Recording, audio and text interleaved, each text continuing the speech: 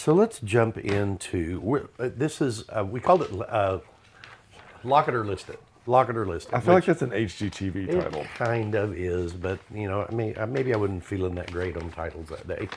But really, it's listed or lock it. Oh, that changed everything. Backwards. Yeah. So lock it or list it. So we're going to talk about a really controversial topic that is not just controversial among real estate agents, but it is so controversial that there are lawsuits between some of the largest real estate companies in the country over this. And it involves MLSs as well. Yep. So you can Google it and look it up, but we're not going to drop the names. But this is actually where we're talking about, should something be a hip pocket where the information is locked down, or should it be put into MLS? And so this is kind of where we're going to talk about as far as like MLS, the coming soon, which is a feature that's not always required, or it is not required at all, but we want to kind of give you a rundown of where we see the pros and the cons for each one of these.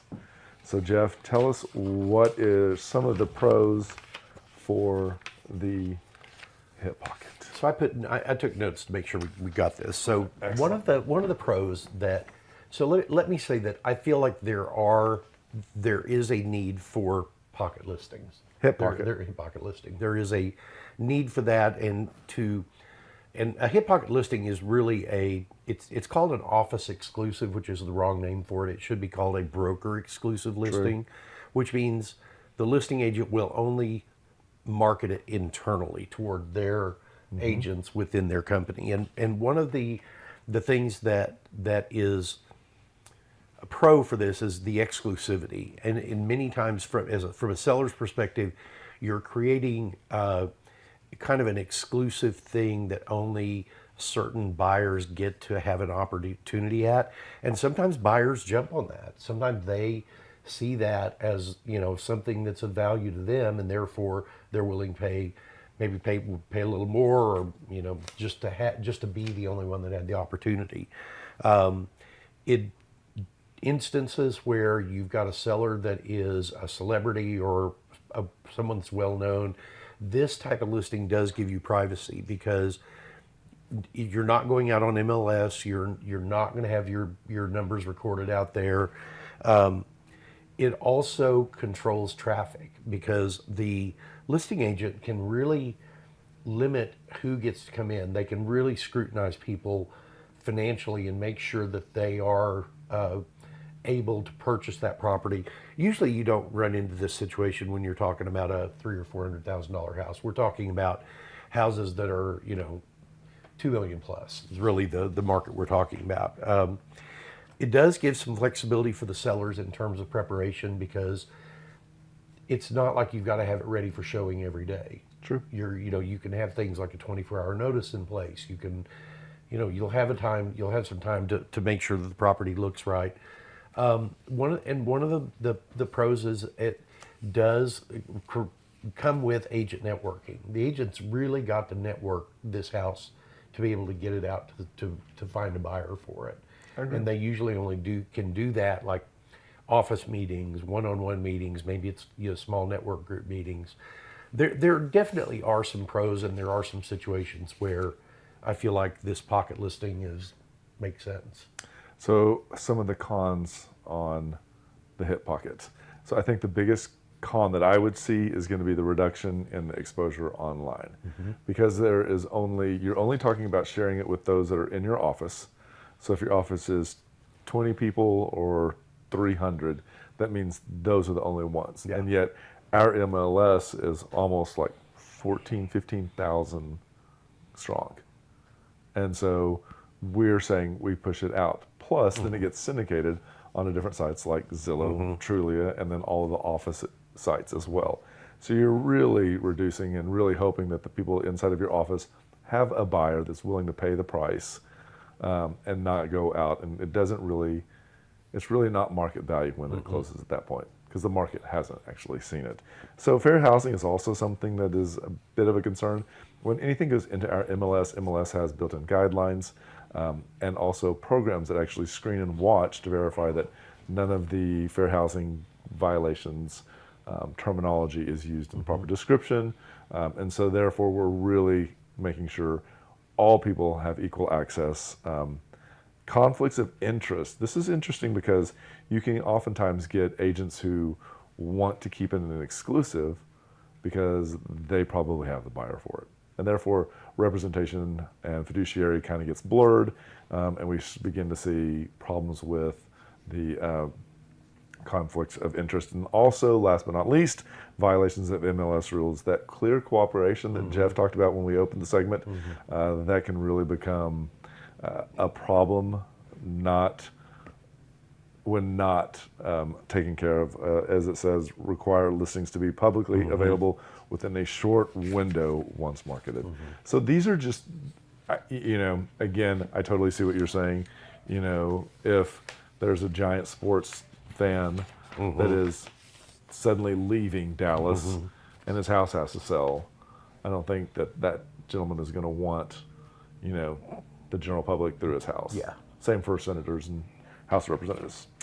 So let's talk now about the pros for using Coming Soon and putting it in MLS. Okay. You want me to do first? Yeah, good. All right. So this is where you get maximum exposure, just as it's the opposite. This means everyone gets to see it, and we'll kind of wrap up with a really good example of this, but this allows us to really establish market value. Transparency, it creates a really even playing field as the internet now has made the information so public to everyone. Comps are pretty much available. You also see square footages. So transparency is right there. Market data and feedback has become one of the key things. People want to know what the analytics are of their property.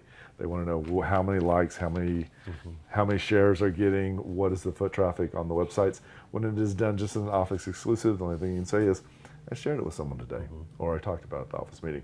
That's not actual data that anybody can actually hang their hat on.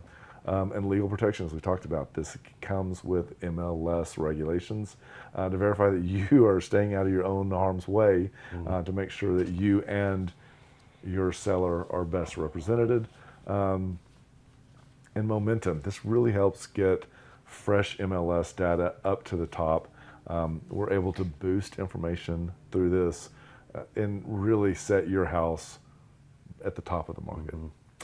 So those are the pros for going live. So some of the cons for that is, one is the public scrutiny. So there is transparency that occurs when it goes into MLS because that documents everything, and with the way that the MLS feeds information to all of the websites, they all know when it was listed. Our MLS has a rule that says if you get an IDX feed, if a company gets an IDX feed, they cannot display the days on market on that website based upon the information coming from MLS. So what many websites do is they'll say, it's been on XYZ website for 34 days, which is basically... It's really accurate within a day or two. Yeah, it is. There are some privacy concerns, like we've talked about, where many times you have it in MLS, everybody's able to look through the pictures, they're able to look at a floor plan online, and so you are giving up some privacy. There's pressure to be fully ready, and which we know what they're talking about, because we really pressure people to be fully ready the day that we want it to go live in MLS. We usually we'll turn it live one day, and then it may start showing the next day, or it may start showing the next day, but there is a day where we are going live. It does put pressure on people, but I think we do as much as we can to help alleviate that stress. Yeah, and the one last thing that I'll say is kind of a con is there is a potential to overwhelm the seller with all of that traffic that you hope will occur. When the market was like crazy frenzied, we would tell our sellers that first weekend is a great weekend to go on a staycation, go on a short trip somewhere, leave Friday after work, come home late Sunday afternoon, because if things work the way they're supposed to, then you're going to get showing after showing after showing all weekend. So, why not just open it up and let it be shown all that weekend? So here's a question for you, Jeff. If someone said by the end of the month, your house has to be sold, are you going to hip pocket, or are you going to put it in MLS? oh, I'm going to put it in MLS. I just don't. I think there are very limited circumstances under which the other makes sense. There are some, but I think they're much more limited than some brokers want you to believe. I think some brokers want you to believe that this is the best way to do it, and I do not believe that's true. You know, the other thing too that I keep thinking about, it is so much less work to do a hip pocket because Yeah. you just get to talk about it and have your marketing team make a couple of flyers for you, and that's it. Crazy. Yeah. Here's a quick example. We actually had a house that was up a little further north in Farmers Branch, and the buyer came to it on day 0 and paid overpriced for it because their family members live in the exact same neighborhood. So this is the unicorn buyer that there is. Now, the buyer's agent came from Austin. So the only way that this house was able to reach is going through MLS and then syndicating out. So the point is had we never put this in MLS, we never would have been able to reach Yeah. all of these, both the buyer and that agent. Yeah, I agree. So again, I think it's critical for it to go in MLS. So we hope that you found this helpful. We'd love to know what your thoughts are on it. If you have a feeling either other way, if you have questions about it, just drop it in the comments below and we will respond. And just remember, we want to be your realtors for life. Did you know there are a lot of ways you can keep up with us? For starters, every Wednesday at noon, we host Sold with Updike Pugh, live from our Facebook and YouTube channels. Our show is dedicated to featuring some of the best homes in the Dallas market and about sharing timely information about market trends. But don't worry if you miss the show, because you can always listen to them on SoundCloud, iTunes, and Spotify. Still want more? Follow us on Instagram, where you get a first-hand look at what it's like to be a realtor. It's not always previewing homes for clients or getting them ready to go live in MLS. Lastly, visit our website and you'll be able to create a custom home search tailored specifically to your wants and needs that's timely and accurate. Whether it's square foot, location, or the neighborhood, we have you covered. If you'd like to know how much your home is worth, we can help with that too. Just visit homeprice.fyi, enter a few pieces of information like your home address, and we'll email you a price. When you're ready to talk real estate, you can reach us online, by phone, or by text at 214-377-2223. And remember, we want to be your realtors for life.